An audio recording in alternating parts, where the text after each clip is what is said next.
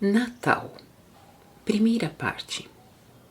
Noite sagrada.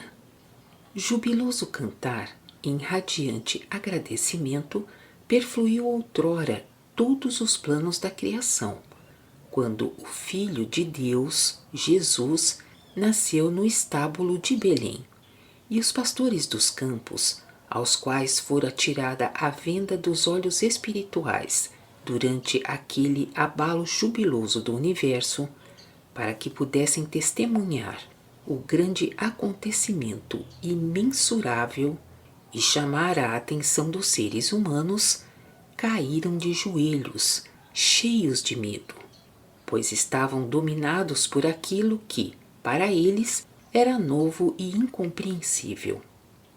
Medo tiveram os pastores, que momentaneamente foram tornados clarevidentes e também clareaudientes para aquele fim. Medo ante a grandeza do acontecimento, ante a onipotência de Deus, que naquilo se mostrava.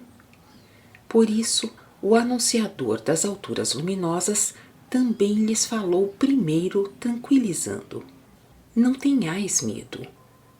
Essas são as palavras que sempre encontrareis quando das alturas luminosas um anunciador fala aos seres humanos, pois é sempre medo o que primeiro sentem os seres humanos terrenos quando avistam e ouvem anunciadores elevados.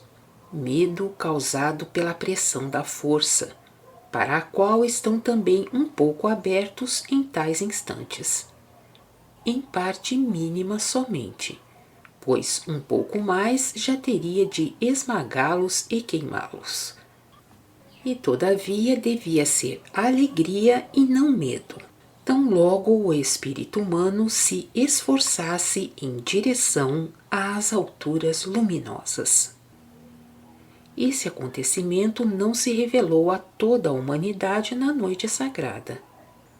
Além da estrela, que se mostrou de forma material, nenhum dos seres humanos terrenos viu aquele anunciador luminoso e a multidão luminosa que o rodeava. Ninguém viu nem ouviu, a não ser os poucos pastores escolhidos, que na sua simplicidade e ligação com a natureza podiam mais facilmente estar abertos para isso. E anunciações de semelhante grandeza nunca podem realizar-se aqui na Terra de maneira diferente do que através de alguns poucos escolhidos.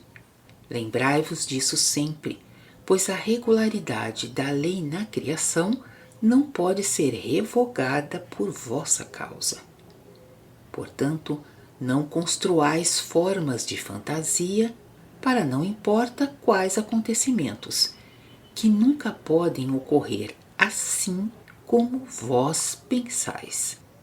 Trata-se de exigências veladas que nunca promanam de legítimas convicções, mas sim são um indício de descrença escondida e de uma indolência espiritual daqueles que não receberam a palavra da minha mensagem conforme deveriam recebê-la, a fim de poder tornar-se viva no espírito humano. Naquela época, acreditava-se nos pastores, pelo menos durante algum tempo. Hoje, pessoas assim só são ridicularizadas, tidas na conta de excêntricas e até impostoras, visando obter com isso apenas vantagens terrenas, porque a humanidade caiu demasiadamente fundo para ainda poder tomar como verdadeiros os chamados vindos das alturas luminosas, principalmente se ela própria não pode vê-los nem ouvi-los. Acreditais então, criaturas humanas, que Deus, devido à vossa profunda queda, derrube as leis perfeitas da criação só para servir-vos, para aplainar vossos erros e compensar a vossa preguiça espiritual? a perfeição de suas leis na criação é e permanece intangível, imutável, pois encerram em si a sagrada vontade de Deus. Assim, as grandes anunciações que esperais nunca poderão realizar-se aqui na Terra de maneira diferente do que pela forma que já conheceis há muito tempo, e as quais também reconheceis desde que datem de tempos remotos. Um assim chamado bom cristão denominaria, sem mais nem menos, de blasfemador e grande pecador aquele ser humano que ousasse afirmar que a anunciação aos pastores do nascimento do Filho de Deus, Jesus, não passa de uma lenda. Contudo, esse mesmo bom cristão rejeita com furiosa indignação as anunciações do tempo atual, apesar de serem dadas da mesma forma, através de pessoas agraciadas para isso, e chama esses portadores, sem mais nem menos, também de blasfemadores. Nos casos mais favoráveis, talvez somente de fantasistas ou doentios, frequentemente de mal orientados. Refleti vós próprios, porém, onde se encontra aí um pensamento sadio, onde uma consequência rigorosa e onde a justiça. Unilaterais e doentiamente restritas são essas opiniões de fiéis ortodoxos, conforme gostam de chamar a si próprios. Contudo, na maioria dos casos, trata-se de preguiça de seus espíritos e a consequente presunção humana dos espiritualmente fracos, que se empenham, pelo menos aparentemente, em se agarrar com obstinação a determinado ponto de um acontecimento anterior aprendido, mas nunca realmente vivenciado. No entanto, de modo algum estão capacitados para um progresso de seus espíritos e, por essa razão, repelem todas as revelações novas. Quem dentre os fiéis, aliás, já pressentiu a grandeza de Deus que se patenteia no acontecimento ocorrido serenamente naquela noite sagrada, através do nascimento do Filho de Deus? Quem pressente a graça que com isso foi outorgada à terra como um presente? Naquele tempo houve júbilo nas esferas. Hoje, a tristeza. Somente sobre a terra o ser humano procura proporcionar alegria para si ou para outros. Mas nada disso é realizado naquele sentido como devia ser. Se o reconhecimento, ou enfim, a verdadeira noção de Deus se manifestasse no espírito humano. Se houvesse um mínimo pressentimento da realidade, aconteceria com todos os seres humanos como com os pastores. Sim, não poderia ser diferente ante tamanha grandeza. Cairiam imediatamente de joelhos, por medo, pois no pressentir teria de surgir primeiramente o medo, de modo intenso, e prostrar o ser humano, porque com o pressentimento de Deus evidencia-se também a grande culpa com que o ser humano se sobrecarregou na terra, só na maneira indiferente com que toma para si as graças de Deus, e nada faz para servir realmente a Deus. Como é estranho, pois, que cada ser humano, sempre que queira que a festa de Natal atue de maneira excepcionalmente certa sobre ele, procure se transportar para a infância. Isto é, pois, um sinal suficientemente nítido de que, ele não é capaz de vivenciar como adulto a festa de Natal com a intuição. É uma prova de que perdeu alguma coisa que possuía quando criança. Porque isso não dá o que pensar aos seres humanos.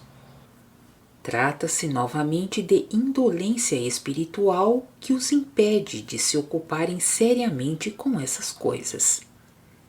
Isso é para crianças, pensam eles, e os adultos não têm absolutamente tempo para isso. Eles têm de meditar em coisas mais sérias. Coisas mais sérias. Com essas coisas mais sérias, referem-se somente à caça às coisas da terra, isto é, trabalho do raciocínio. O raciocínio ressacha depressa e para longe as recordações, a fim de não perder a primazia, quando uma vez é dado lugar à intuição. Em todos esses fatos, aparentemente tão pequenos, reconhecer-se-iam as maiores coisas, se o raciocínio somente desse tempo para isso. Mas ele tem o predomínio e luta por isso com toda a astúcia e malícia. Isto é, não ele propriamente, mas na realidade luta aquilo que se utiliza dele como instrumento e que se esconde atrás dele. As trevas não querem deixar encontrar a luz nas recordações. E como o espírito anseia encontrar a luz e dela aurir nova força, reconhecereis que com as recordações do Natal da infância desperta também uma indeterminada e quase dolorosa saudade, que é capaz de enternecer passageiramente muitas pessoas. Esse enternecimento poderia tornar-se o melhor terreno para o despertar, se fosse utilizado logo e também com toda a força. Mas, infelizmente, os adultos se entregam aí somente a devaneios, com o que desperdiçam e perdem a força que surge. E nesses devaneios se passa também a oportunidade, sem poder trazer proveito e sem ter sido utilizada. Mesmo se algumas pessoas deixam cair algumas lágrimas com isso, logo se envergonham delas, procuram escondê-las, recompõem-se com um impulso em que não raro se patenteia uma inconsciente teimosia.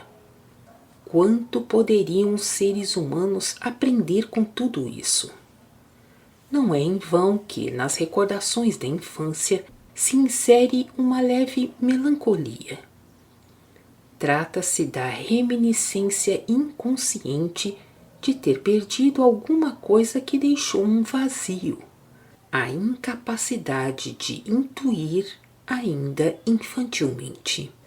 Mas, de certo, tendes notado muitas vezes o efeito maravilhoso e reanimador que causa uma pessoa apenas com sua presença silenciosa, de cujos olhos irrompe de vez em quando um brilho infantil. O adulto não deve esquecer que o infantil não é pueril. Ignorais, porém, por que o infantil pode atuar assim, o que ele é na realidade, e por que Jesus disse: tornai-vos como as crianças.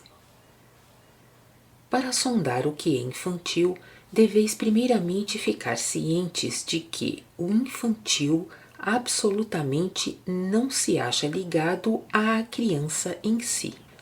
Com certeza vós próprios conheceis crianças às quais falta a verdadeira e bela infantilidade.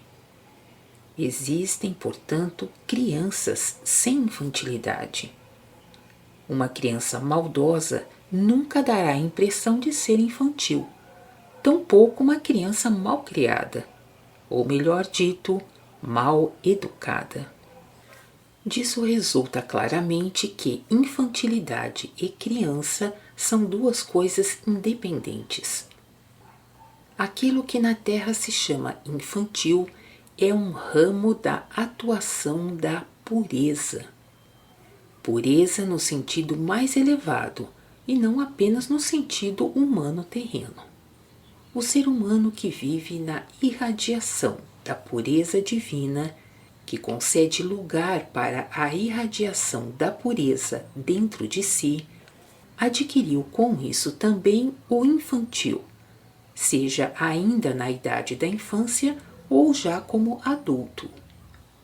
A infantilidade é o resultado da pureza interior, ou o sinal de que tal ser humano se entregou à pureza servindo-a.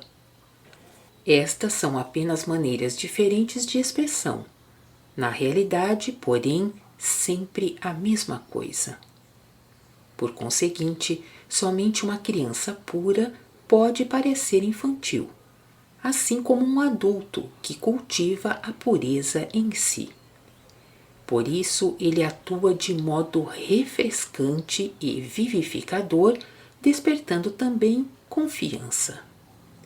E onde existe a verdadeira pureza, pode também surgir o verdadeiro amor, pois o amor de Deus atua na irradiação da pureza. A irradiação da pureza é o seu caminho, por onde ele segue. Não seria capaz de seguir por outro.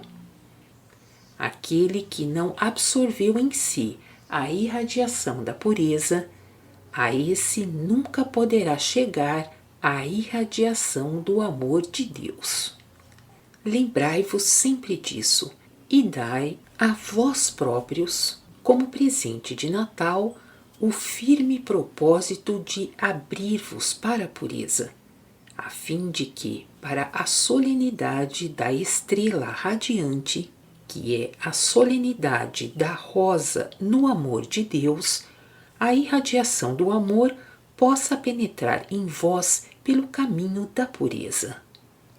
Então, tereis festejado de modo certo a festa da noite sagrada, de acordo com a vontade de Deus. Proporcionareis com isso o verdadeiro agradecimento pela inconcebível graça de Deus que Ele sempre de novo outorga à terra com a noite sagrada. Continua na segunda parte.